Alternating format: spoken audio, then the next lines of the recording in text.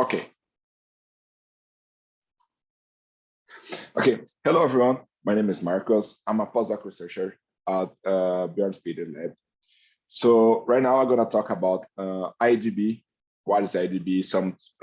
We got like a really nice database. If you want to work with antibodies, that's the Rackathon, right? It's about antibodies. So you definitely want to look out our website and also in your tools, because we got a lot of interesting tools that makes the research on these areas very useful, very important.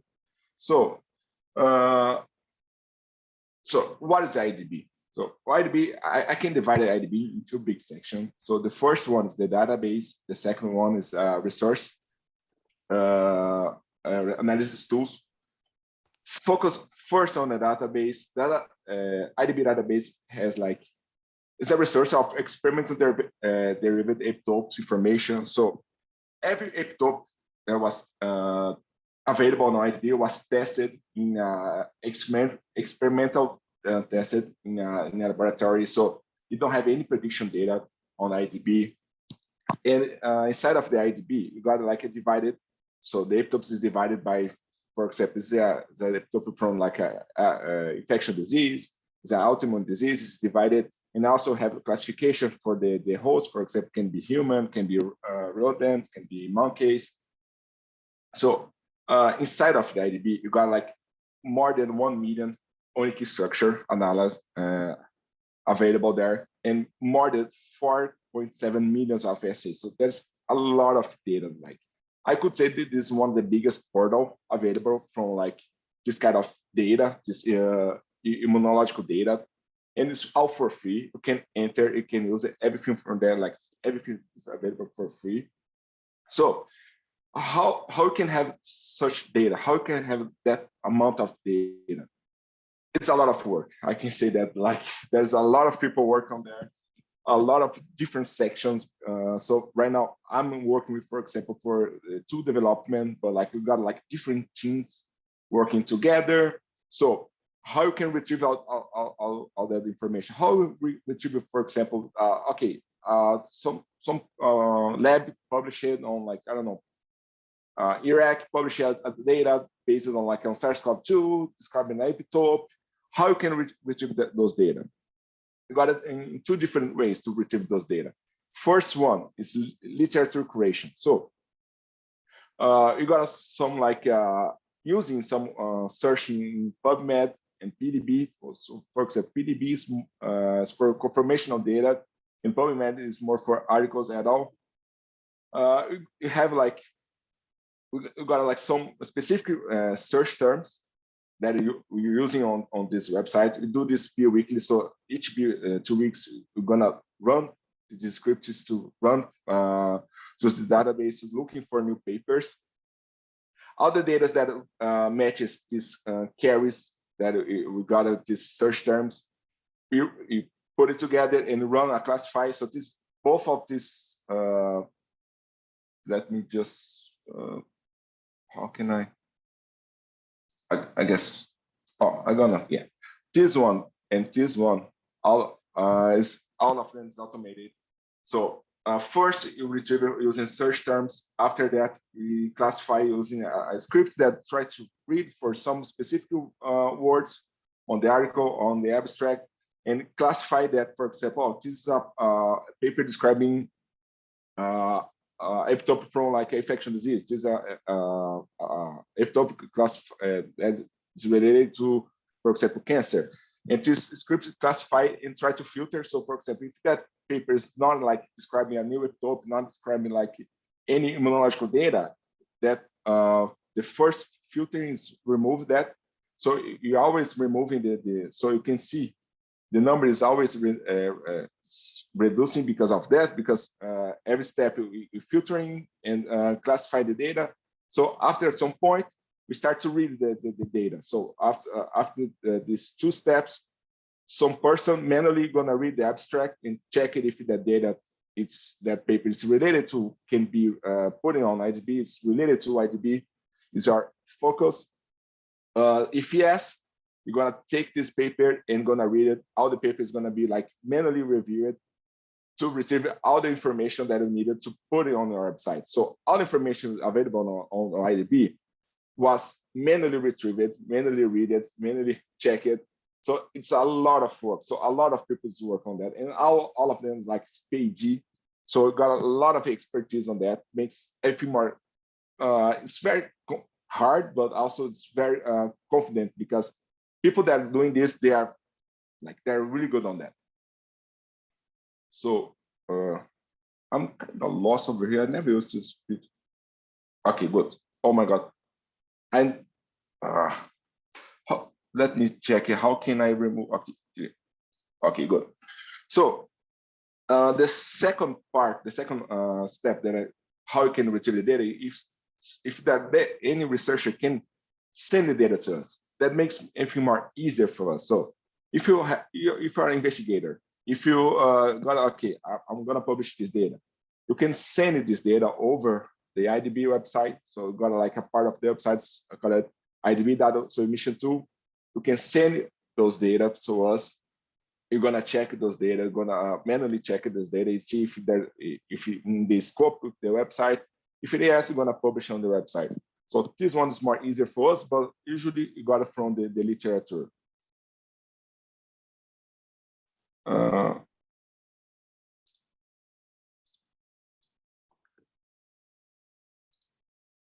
Okay, so this is the website. This is our portal. This is the main page of the IEDB. Here you can see the summary metrics. So right now we got more than 1 million of epitopes available. So it's 1 million tested epitope available on IEDB. So there's a lot of research over there. There's a lot of data to get this 1 million. There's a lot of papers. There's a lot of essays that was done before. So for example, for MHC ligand assay, we got more than 3 million data. Only for reference, only for paper that we read and we check it and manually check it is more than 22,000 of papers. So this makes everything more, this is big, and you're always increasing the number. Like every year, it's more and more data available, more and more data that you are feeding the IEDB. So, okay, so basically, okay, I don't want to start to use the IEDB. I'm a researcher. I want to work, for example, with SARS-CoV-2. I want to see what is the epitope available on IEDB for SARS-CoV-2. How can I do this? We're going to start here. We're going to start to search here. This is the filtering. So if you're focused, for example, for B cells, if you're focused on T cells, if you're focused, for example, a specific type of virus or type of protein, you're going to use this part of the website. So let me simulate a search for you. So I'm going to search about SARS-CoV-2 epitopes for B cells. So I'm going to choose the organism of SARS-CoV-2. The assays over here, I'm going to select only B cells. I'm going to only want a positive results in humans. So you can use those filters to filter the search. After that, you can click on this green button below over here, and you're going to open this web page. So here you can see the filter options is B cell. You can change that if you want. For example, now I want to see like T cells or MHC ligands. You can change that here. There's like these current filters, so you can see what is the filter that you choose for this result. So right now I choose only positives. I choose like no T cells, no MT, only B cells. So I got everything here. So the filters that I use it for the search, and I start with the epitopes. Here the tabs is epitope. You got like more than 7,000 of epitopes related to SARS-CoV-2. So every one of here is an epitope. They describe the epitope, the epitope code, the organism, the reference, which paper that we got this information. If you click on this tab, we call it Antigen, you're gonna see about the proteins related to the virus that it came from the epitope. So for example, for spike glycoprotein, you got more than almost 2,000 of epitopes available only for spike glycoprotein. You got the assays, how much assays you got it that retrieved to make this number over here. So also got this button over here, this filtering button, and also this immunomy browser button. This is going to talk about later because this is very important one. So if you click on essays, you're gonna see the paper. You're gonna some information about like if it's a positive or negative. Right now, you only filter for positive, so every essay is gonna be positive over here. But if you click on negative as well, it can be both over here. You can see the type of essays the investigator did it to retrieve this information. So if you like, if it's high immunogenic, low immunogenic, no immunogenic, the data was published, the host, everything is there, everything, such information we can see here. For the receptors, for example, if you're working only for B cells, you're gonna only, this is gonna be the information about the BCR. So the receptor from the B cell receptor, all the sequence, the CDR3 sequence available from the assay. So here, for example, we got the CDR3 chain 1 and 2. You only, on this page, you only have the CDR3 because the CDR3 is the most important for the epitope recognition. So, but if you can open, you can click it and to export, and after you can export as a table, you want to check it for more information. So if you want, for example, all information about the chain 1 CDR1 or chain 2 CDR1, you can have it on this exported file. But right now here on this the website, you can only see the CDR3 because it's the most important, most relevant for the recognition of the epitope. And also got the reference. So here we got all the information, the author, the title of the paper, the journal, all the information that you got it, that we read and use it to feed our database. It's here. Good. So, okay. I have this, for example. I want to see, I want to study spike glycoprotein. Everyone knows about it, like SARS-CoV-2. I think everyone here heard about it. It's quite famous right now. So I want to study the spike glycoprotein. So if you have like a small base on immunology, you're gonna know that like you have a protein, and that protein is not equal. So that protein not triggers the immune response as the same way. So you have some parts of your protein that is more immunogenic. What is immunogenic? Triggers more immune response than others one. So for example, you got like your spike glycoprotein. Your spike glycoprotein, there's some regions that triggers more, that is more attractive to immune system than the other part of your protein. So talking about the spike one, you have some regions that is more immunogenic, for example, for B cells. So antibodies by that region more than others one. And that same regions cannot be immunogenic for example, for T cells. So it's very difficult to know all of that. So for example, you have your protein. I want to know which part of this protein is immunogenic for B cell.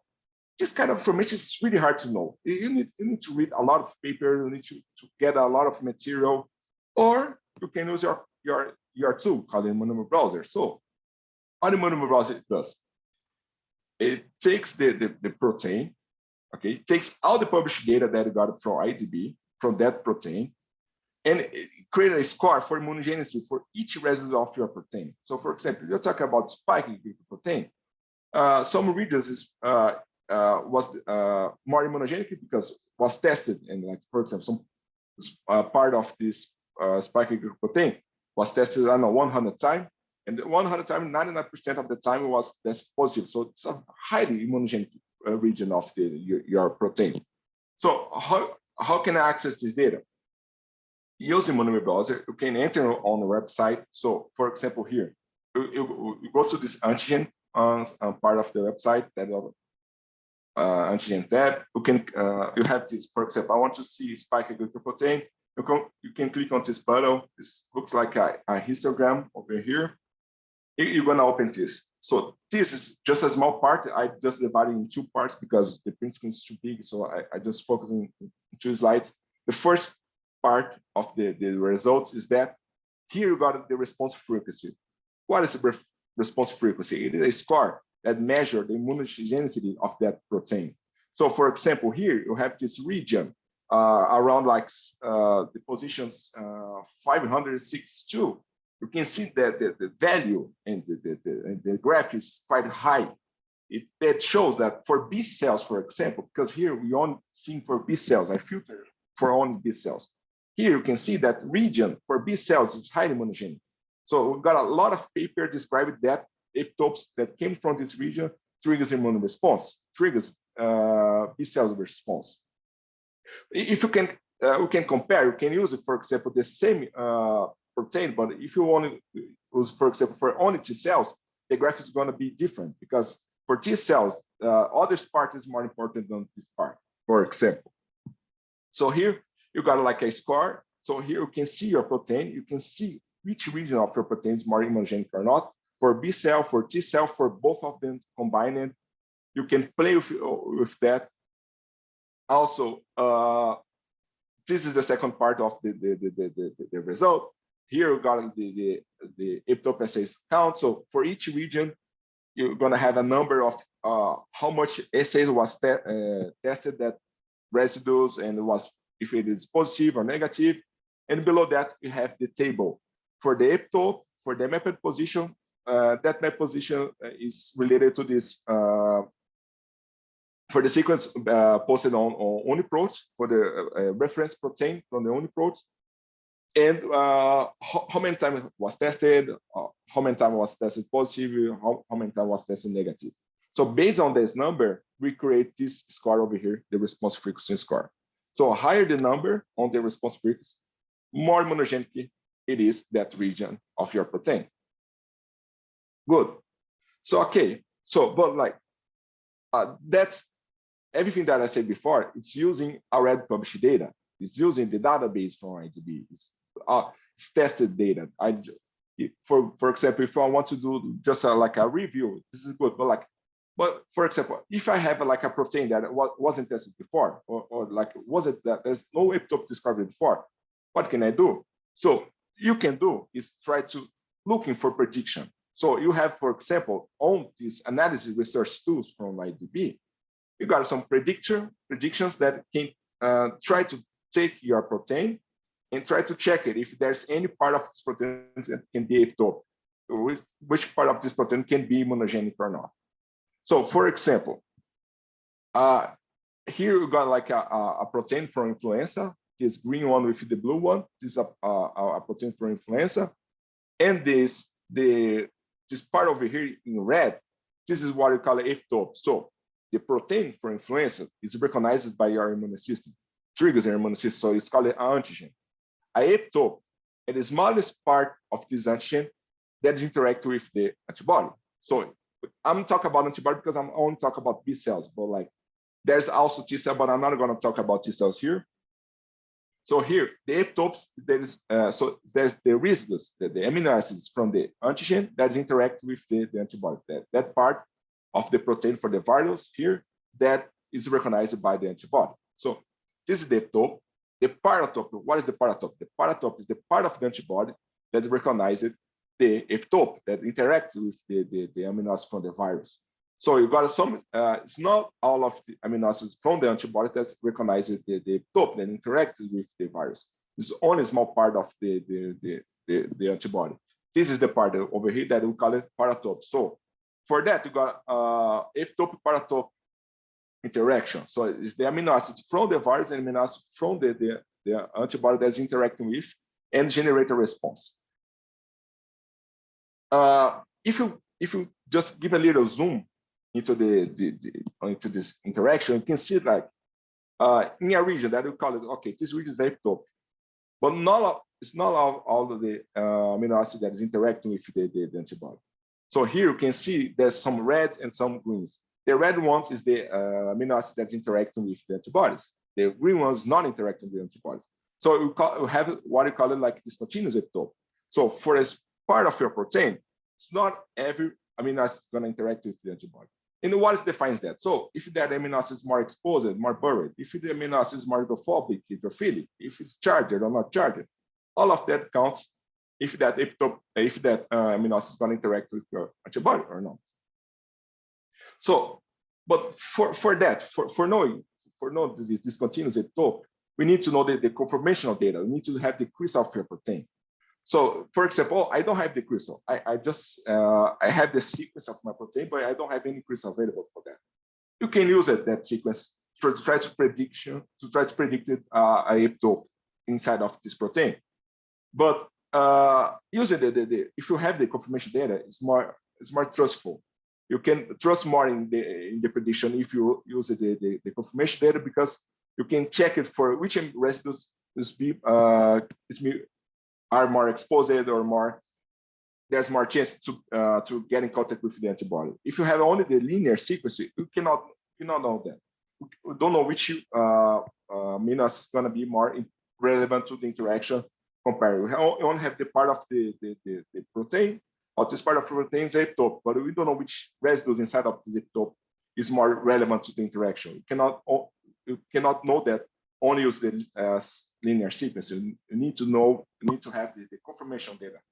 But that is quite complicated. It's not a protein that got like a crystal. So usually you're gonna only have the linear sequence. So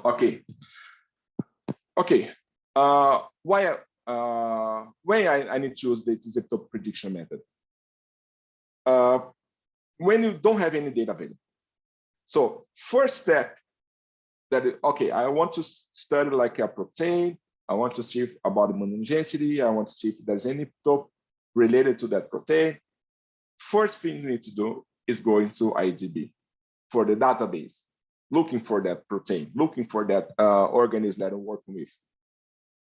If there's no data available, there's no epitope available there. After that, I don't have anything, so I'm gonna run a prediction to see for possible epitopes inside of my protein. Because, like, for example, if you imagine yourself, I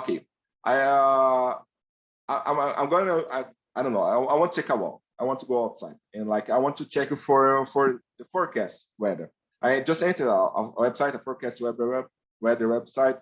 I check, it's gonna be sun today. It's gonna be like a perfect weather, like bird singing, blah blah blah. Okay, let's go for let's stretch my legs. I just go outside and there's a lot of rain, storm, a hurricane. I say, oh my God, the website was wrong. The prediction was wrong. Yes, the reality is always better than the prediction. So you have the published data already. Work with that. You only work with prediction if you don't have any published data. You don't have any experimental data. So if you don't have such thing, you jump into this prediction. Otherwise, you stay with your with the experimental data available. Good.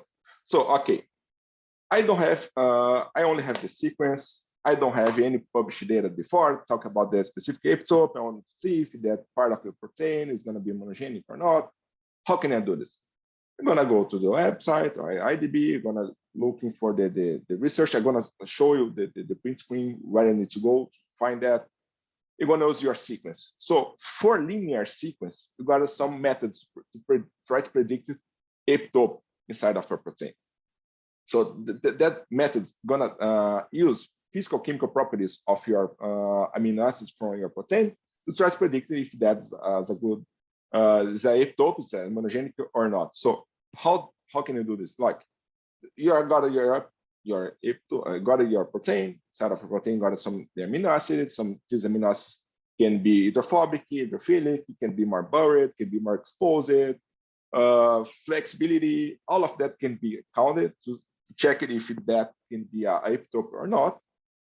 And I also have some methods that using machine learning to try to predict. So the machine learning using the already published data, positive and negative, and try to look for patterns. For example, I give them a sequence of a protein, and I want to check if there's any epitope inside of my protein.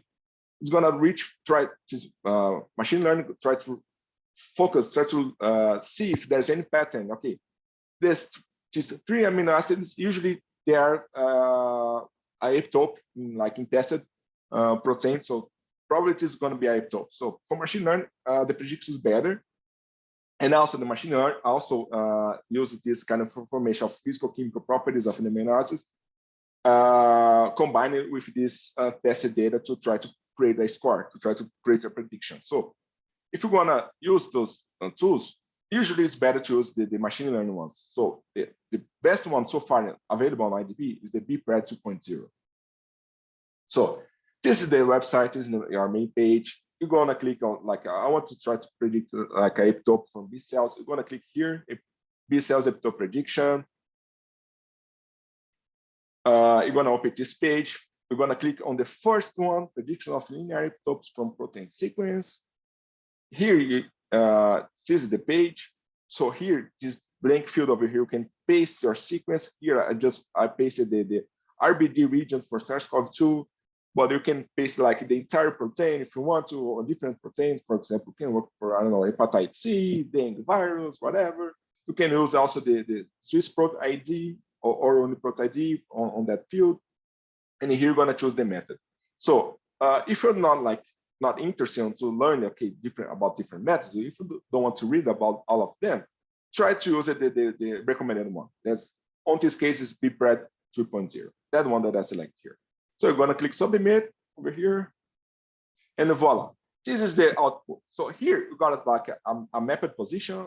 You can see here like 0 to 220.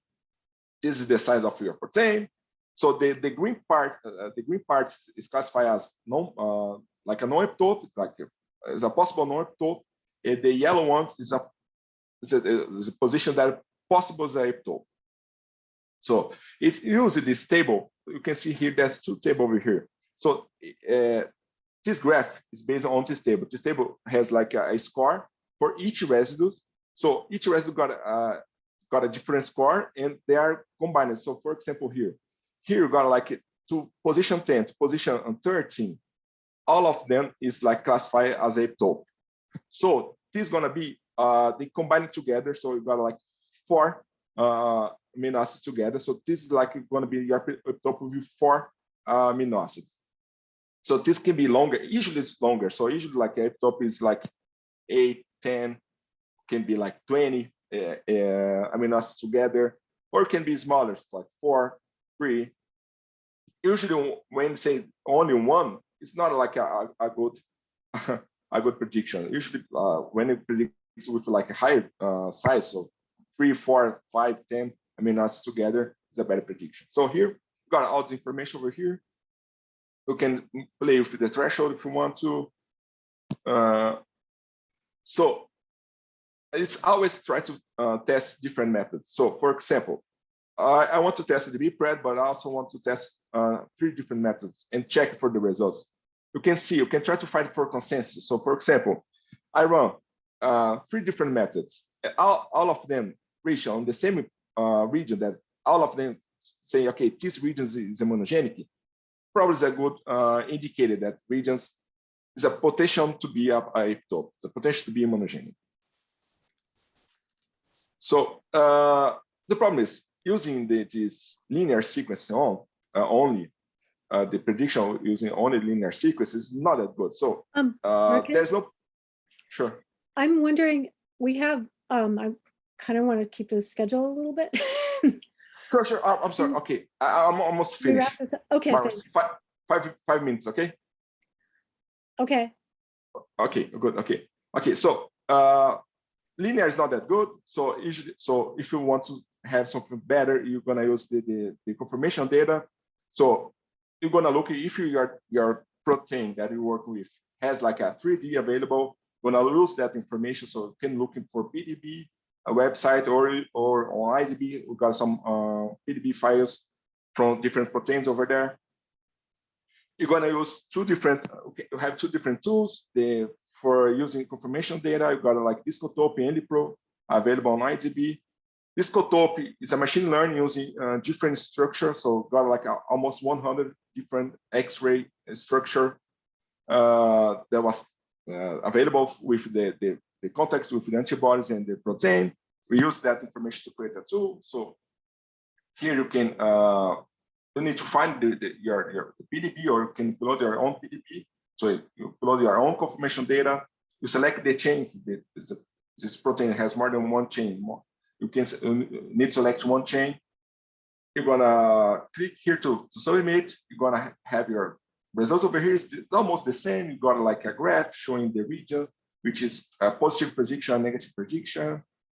You can click to save the prediction. You can click over here to a 3D view.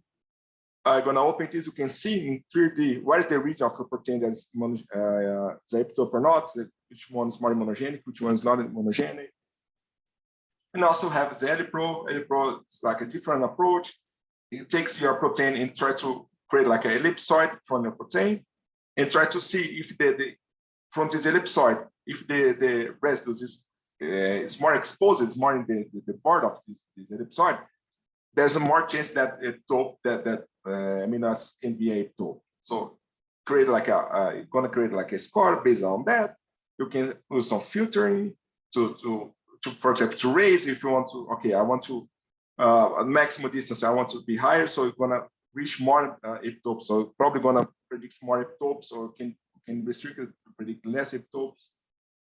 And the results is the same. You got the same graph over here with the same table with the scores. So each residue got a score, and with that, you got like a prediction. So if you have the any conformational data, use it, or if you don't, you can use it like the linear one. Okay, that's it. I'm sorry if I overtime my presentation. I'm so sorry. We went a little bit long into your time anyway. Thank you so much. I appreciate this. Sure. Thank you. So many things you can do with IEDB. Yeah, there's a lot of things to do. I just try to resume and like, yeah, there's just a small part of all of them. There's a lot to use it.